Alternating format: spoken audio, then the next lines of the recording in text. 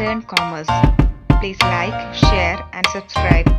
Accounting conventions or doctrine of accounts. Accounting conventions എന്ന് പറയുന്നത് customs or traditions which guide the accountant while preparing accounting statements. Accounting statements prepare ചെയ്യുന്ന സമയത്ത് അക്കൗണ്ടൻറ്റിനെ guide ചെയ്യുന്ന certain കസ്റ്റംസും ട്രഡീഷൻസും ഉണ്ട്. ആ കസ്റ്റംസും ട്രഡീഷൻസും ആണ് നമ്മൾ അക്കൗണ്ടിങ് കൺവെൻഷൻസ് എന്നുള്ളത് ഉദ്ദേശിക്കുന്നത്. അപ്പോൾ ജനറൽ റൂൾ ഓഫ് പ്രാക്ടീസ് ആണ്. അക്കൗണ്ടൻറ്റിൻ്റെ പ്രാക്ടീസിൽ ജനറൽ റൂളായിട്ട് അദ്ദേഹം കാണുന്ന കാര്യങ്ങളാണ് ഡോക്ട്രിൻ ഓഫ് അക്കൗണ്ട്സ് എന്ന് പറയുന്നത്. It is formulated out of the customs usages and traditions.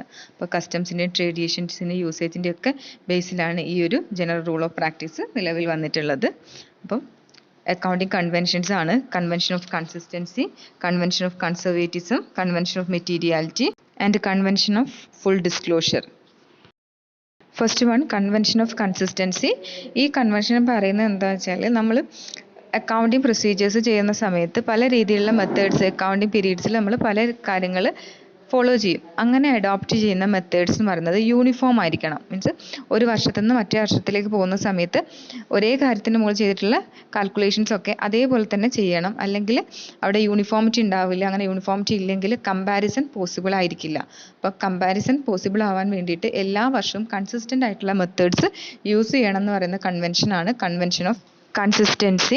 അപ്പോൾ ഈ കൺവെൻഷൻ പറയുന്നതാണ് this convention follows that the basis followed in several accounting period should be consistent. Several accounting പീരീഡ്സിൽ നമ്മൾ ഫോളോ ചെയ്യുന്ന methods എന്ന് പറയുന്നത് കൺസിസ്റ്റൻ്റ് ആയിരിക്കണം.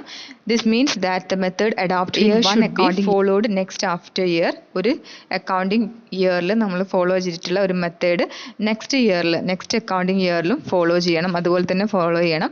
Then only comparison. നെക്സ്റ്റ് അതിനൊരു എക്സാമ്പിൾ പറയുകയാണെങ്കിൽ ഡിപ്രീസിയേഷൻ എന്ന് കേട്ടിട്ടുണ്ടാവും. ഡിപ്രീസിയേഷൻ എന്ന് പറഞ്ഞാൽ അസറ്റിൻ്റെ മുകളിൽ വാല്യൂ ഡിക്രീസ് ചെയ്യുകയാണ്. യൂസേജ് കൊണ്ട് അല്ലെങ്കിൽ ഇയർ പാസ് ചെയ്യുന്നത് കൊണ്ട് അസറ്റിൻ്റെ വാല്യൂ ഡിക്രീസ് ചെയ്യുന്നതിനെയാണ് ഡിപ്രീസിയേഷൻ എന്ന് വിളിക്കുന്നത്. അപ്പോൾ ഡിപ്രീസിയേഷൻ നമുക്ക് ഡിമിനിഷിംഗ് ബാലൻസ് മെത്തേഡിലും അതുപോലെ തന്നെ സ്ട്രെയിറ്റ് ലൈൻ ബാലൻസ് മെത്തേഡിലും ചെയ്യാൻ കഴിയും.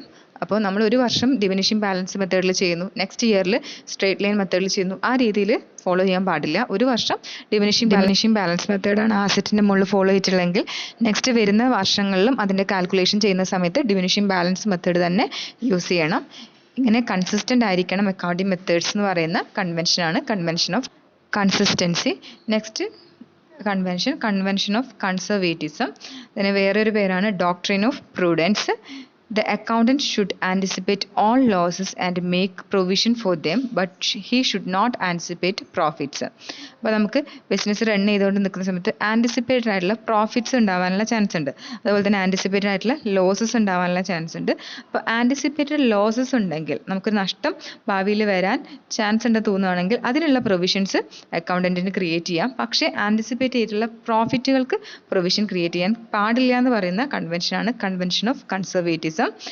അപ്പോൾ അതിൻ്റെ ഒരു ബേസിലാണ് സ്റ്റോക്കിനെ വാല്യൂ ചെയ്യുന്നത്. അപ്പോൾ സ്റ്റോക്കിനെ വാല്യൂ ചെയ്യുന്നത് മാർക്കറ്റ് പ്രൈസോ കോസ്റ്റ് പ്രൈസോ അത് വിച്ചെവർ ഈസ് ലെസ് ആണ്, ഏതാണോ കുറവുള്ളതിൻ്റെ ബേസിലാണ് സ്റ്റോക്ക് വാല്യൂ ചെയ്യുന്നത്. അപ്പോൾ കോസ്റ്റ് പ്രൈസോ മാർക്കറ്റ് പ്രൈസോ ഏതാണോ കുറവുള്ളത്. അപ്പോൾ നമ്മളങ്ങനെ ചെയ്യുന്ന സമയത്ത് നമ്മുടെ ഈ ഒരു മാർക്കറ്റ് പ്രൈസിലെ ഫ്ലക്ച്വേഷൻ കാരണം സ്റ്റോക്കിൻ്റെ വാല്യൂസിൽ ഡിഫറൻസ് ഉണ്ടായാലും നമ്മളെ അതിനെ ബാധിക്കരുത് എന്നുള്ളത് കൊണ്ടാണ് അതിന് ഏറ്റവും മിനിമം പ്രൈസ് റെക്കോർഡ് ചെയ്യുന്നത്. അപ്പോൾ കൺവെൻഷൻ ഓഫ് കൺസർവേറ്റിസം പറയുന്ന ഇതാണ്, നമുക്ക് ഭാവിയിൽ വരാൻ ചാൻസ് ഉള്ള ഒരു ലോസ് ഉണ്ടെങ്കിൽ അതിന് വേണ്ടിയിട്ട് പ്രൊവിഷൻസ് ക്രിയേറ്റ് ചെയ്യാം. പക്ഷേ ഭാവിയിൽ വരാൻ ചാൻസ് ഉള്ള പ്രോഫിറ്റ്സിന് വേണ്ടിയിട്ട് പ്രൊവിഷൻസോ അല്ലെങ്കിൽ എമൗണ്ട് മാറ്റിവെക്കാൻ പാടില്ല. അപ്പോൾ അൺറിയലൈസ്ഡ് പ്രോഫിറ്റ്സിനെ റെക്കോർഡ് ചെയ്യരുത്, അൺറിയലൈസ്ഡ് ലോസിനെ റെക്കോർഡ് ചെയ്യാം. Next convention of materiality. According to this convention, only the material or important facts about the business are to be disclosed through financial statements. അപ്പം ഈ കൺവെൻഷൻ പറയുന്നതാണ് ഇമ്പോർട്ടൻ്റ് ആയിട്ടുള്ള material അല്ലെങ്കിൽ important ആയിട്ടുള്ള facts, ബിസിനസ്സുമായി ബന്ധപ്പെട്ട important facts മാത്രമേ financial സ്റ്റേറ്റ്മെൻറ്റ്സിലൂടെ disclose ചെയ്യാൻ പാടുള്ളൂ. അതുപോലെ തന്നെ അൺഇമ്പോർട്ടൻ്റ് അല്ലെങ്കിൽ ലെസ് ഇമ്പോർട്ടൻ്റ് ആയിട്ടുള്ള ഇൻഫർമേഷൻ ഒരിക്കലും ഫിനാൻഷ്യൽ സ്റ്റേറ്റ്മെൻറ്റ്സിൽ ഡിസ്ക്ലോസ് ചെയ്യാൻ പാടില്ല. അതിനെ പൂർണ്ണമായിട്ടും ഇഗ്നോർ ചെയ്യുകയോ ഫുഡ് നോട്ടായിട്ടോ അല്ലെങ്കിൽ ഇമ്പോർട്ടൻ്റ് ഐറ്റംസുമായിട്ട് മെർജ് ചെയ്തിട്ടോ മാത്രമേ റെക്കോർഡ് ചെയ്യാൻ പാടുള്ളൂ. അപ്പോൾ ഫിനാൻഷ്യൽ സ്റ്റേറ്റ്മെൻറ്റ്സിൽ ഇമ്പോർട്ടൻ്റ് ഫാക്ട്സ് മാത്രം മതി എന്ന് പറയുന്ന കൺവെൻഷനാണ് കൺവെൻഷൻ ഓഫ് മെറ്റീരിയാലിറ്റി. അപ്പോൾ ഇവിടെ മെറ്റീരിയാലിറ്റി എന്ന് ഉദ്ദേശിക്കുന്നതാണ് important, essential or relevant. Important ആയിട്ടുള്ള അല്ലെങ്കിൽ എസെൻഷ്യൽ ആയിട്ടുള്ള റെലവൻ്റ് ആയിട്ടുള്ള ഐറ്റംസ്.